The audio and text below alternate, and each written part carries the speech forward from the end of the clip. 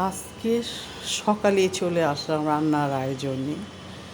প্রথমে রান্নাটা বসিয়ে দিলাম, তারপর গোছগাছ করে নিলাম। আসসালামু আলাইকুম। এইটা মুরগির কোরমাটা রেডি করে নিলাম। আজকে একটু ব্যতিক্রম রান্না, একটু গরুর মাংস ঝাল করব আর মুরগির মাংস রান্না করব, তার সাথে আরও দু একটা কিছু আইটেম করব। তাই রান্নার আয়োজনগুলি করে নিলাম, তার পাশাপাশি রান্নাটা চড়িয়ে দিলাম প্রেশার কুকারে। এটা মুরগির কোরমা আর এখানে গরুর মাংসটা রান্না করতেছি পাশাপাশি দুই চুলায়, কেন প্রচুর গরম, পাকঘরে থাকাটাই অনেক কষ্ট।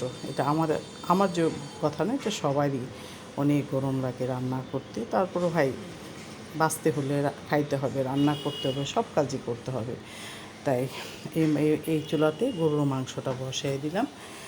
এখন গরুর মাংসের সিজন বলেন, কারণ এখন তো কুরবানি হয়েছে, সবার বাসায় কম বেশি গরুর মাংস আছে। তাই প্রতি বেলাতেই গরুর মাংস তো থাকতেই হবে। আর গরুর মাংসটা সবাই বেশ পছন্দ করে, কিন্তু গরুর মাংস খাওয়াটা অতটা ঠিক না, হার্টের জন্য, অ্যালার্জির জন্য খুব খারাপ। এখানে আলু ভেজে নিলাম, কুরমাতে আলু দিলে ভালো লাগে, দুই রকমই আমি একটু আলু দিব।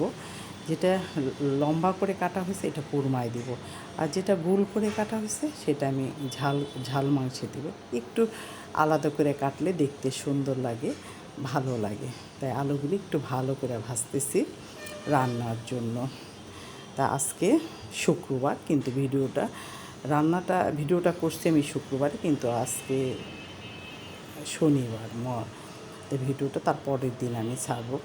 তাই এডিটিং করার সময় কথাগুলি বললাম। তাই এখানে কোরমাটা হয়ে গেছে।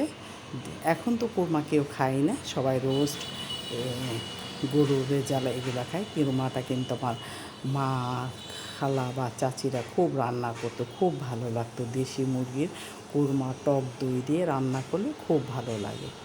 এখানে তার পাশাপাশি পোলাওটাও বসায় দিলাম, কারণ পোলাওটা আমি মাঝে মাঝে রাইস কুকারে করি, আবার চুলাতেও করি, দুটোতেই ভালো হয় পোলাও। তাই পোলাওটা বসানোর পরে এখন আরও দু একটা আইটেম করব, কারণ গরুর মাংস আর কোরমার পাশাপাশি একটু ডিমেরটাও করে নিলাম। ডিমটা করলে ভালো লাগে।